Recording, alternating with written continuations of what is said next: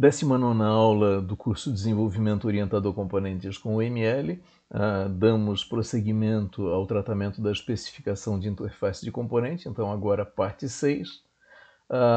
Visto nas aulas anteriores os 3 níveis de especificação de interface de componente, níveis sintático, comportamental e funcional, nessa aula nós queremos ver 2 assuntos.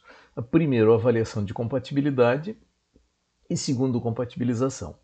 Então, nós já vimos nas aulas anteriores, quando vimos os 3 níveis, como fazer a avaliação sintática, a avaliação de compatibilidade comportamental e a avaliação de compatibilidade funcional.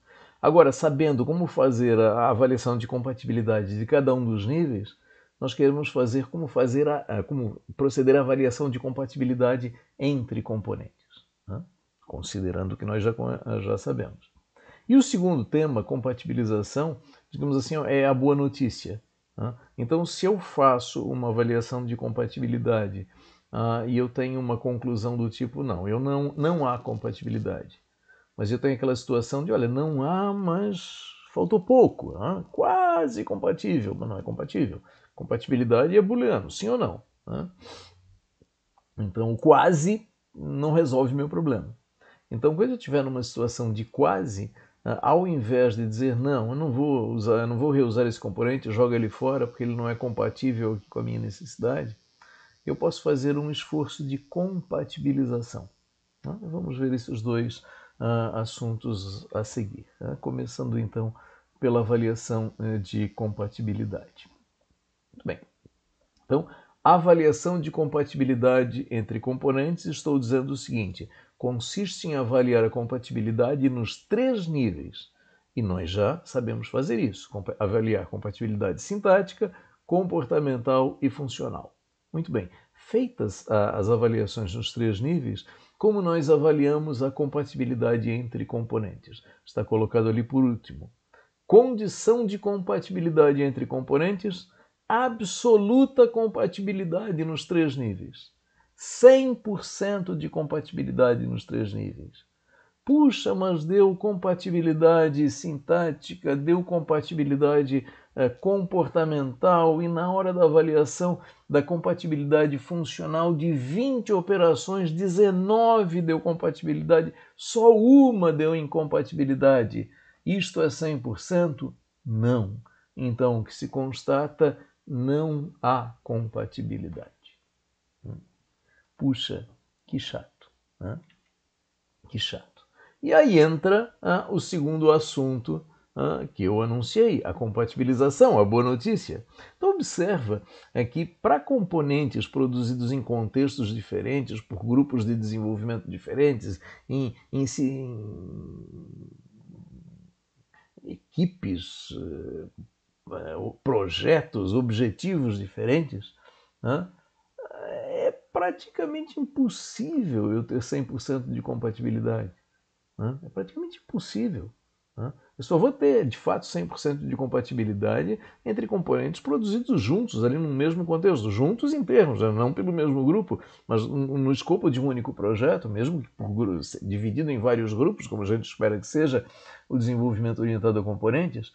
Mas, se nós pensamos em empresas diferentes, em momentos diferentes, produzir componentes, cada uma lá no seu canto, daqui a pouco a gente vai avaliar compatibilidade. Aquele 100% que nós falamos até agora é praticamente impossível, né?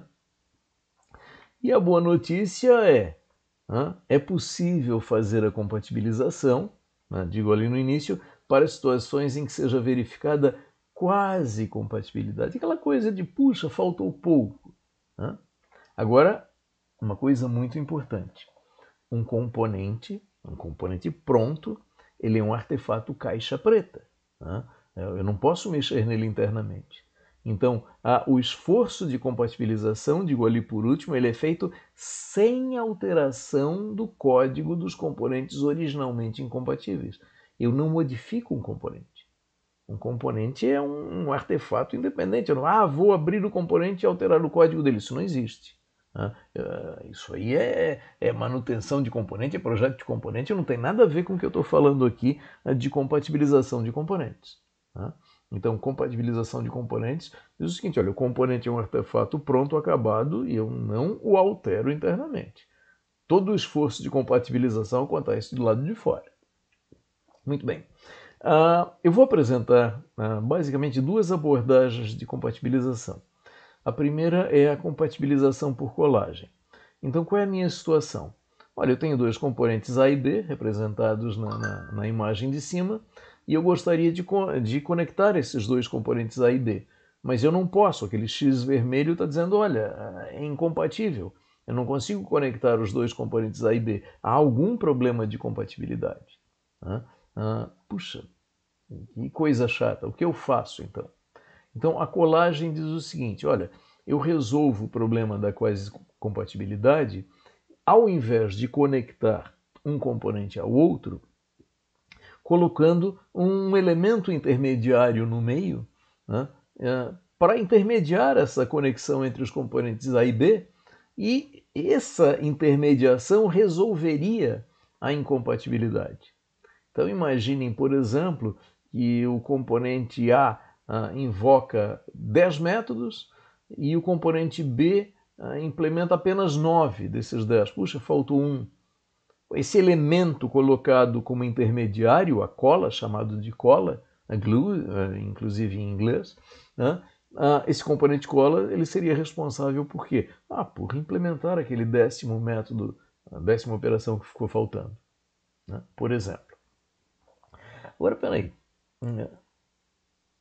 O que é essa cola? O que é esse elemento cola que eu coloco no meio?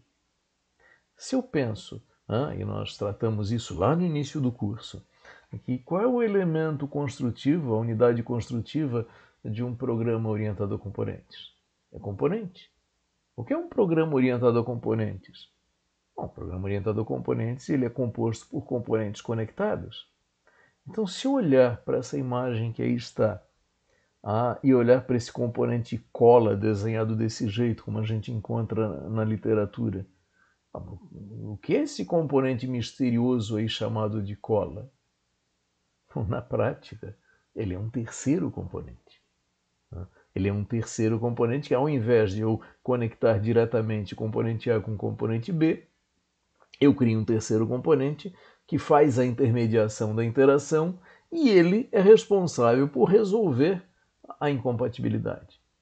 O que me justificaria, por exemplo, o esforço de produzir este componente cola que aí está colocado?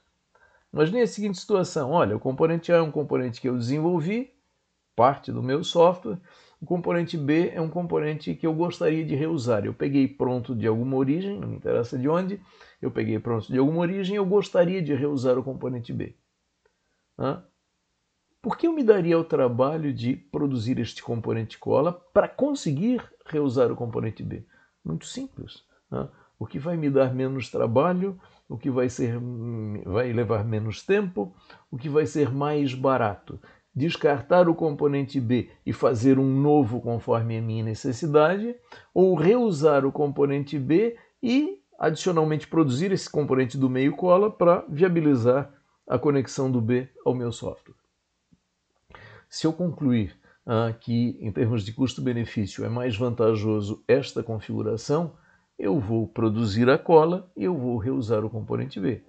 Se eu concluir que não é vantajoso, eu vou descartar o componente B e vou partir para uma outra solução. Bom, falamos então aqui em compatibilização por colagem. Então eu tenho os dois componentes incompatíveis e eu coloco um elemento cola no meio. Vamos ver agora a compatibilização por empacotamento. A situação inicial é essencialmente a mesma. Eu tenho dois componentes que eu gostaria de conectar, que eles são quase compatíveis, mas não são 100% compatíveis, portanto, incompatíveis. E aí, para reusar o componente B, pensando na situação anterior, eu resolvo criar um terceiro componente. Agora, nesta imagem, eu mostro um componente pacote. E esse componente pacote ele vai fazer o quê? Ele vai incorporar o componente B. Então, o componente B vai ser incorporado pelo componente pacote. E o que vai acontecer? o meu componente A, ele não vai interagir diretamente com o componente B, ele vai interagir com o componente pacote, né? E esse componente pacote vai intermediar a interação entre A e B e vai resolver o problema de compatibilidade. Observem que, logicamente falando, essa solução é idêntica à solução anterior de compatibilização por colagem, no sentido de que eu produzo um terceiro componente, este terceiro componente vai intermediar a interação entre os componentes originalmente incompatíveis e vai resolver o problema da incompatibilidade. Né? A diferença, estruturalmente falando, né, quando eu olho a imagem de baixo nesse caso, estruturalmente eu vejo um software com dois componentes, porque eu não enxergo a estrutura interna do componente à direita para enxergar que lá dentro eu tenho o componente B. Então, estruturalmente, apesar de trabalhar com três componentes, né, como no caso anterior, estruturalmente eu enxergo o meu programa como composto por dois componentes. Na colagem, eu enxergo três componentes. Eu enxergo o componente A, o componente B e o componente cola entre eles. Mas, logicamente falando, a ideia é a mesma, no sentido de criar um terceiro componente que resolve a incompatibilidade, que intermedia a interação entre os componentes originalmente incompatíveis, e eu só vou gerar esse terceiro componente, e aqui o componente pacote, se isso for vantajoso, né? No sentido de, olha, sai mais barato, leva menos tempo, né, do que se eu descartasse o componente B e criasse uma outra solução. A ideia basicamente é a mesma, né, logicamente falando. Muito bem, então nesta aula nós vimos avaliação de compatibilidade entre componentes, alguma coisa muito simples, né? Então, eu observo compatibilidade entre componentes se eu observo 100% de compatibilidade nos três níveis de avaliação, e vimos duas abordagens possíveis para fazer um esforço de compatibilização quando eu achar que vale a pena fazer isso, observando que compatibilização não mexe na estrutura interna dos componentes. Tá? Muito bem. Então, essa aula nós ficamos por aqui, continuaremos abordando outros aspectos da especificação da interface de componente a seguir.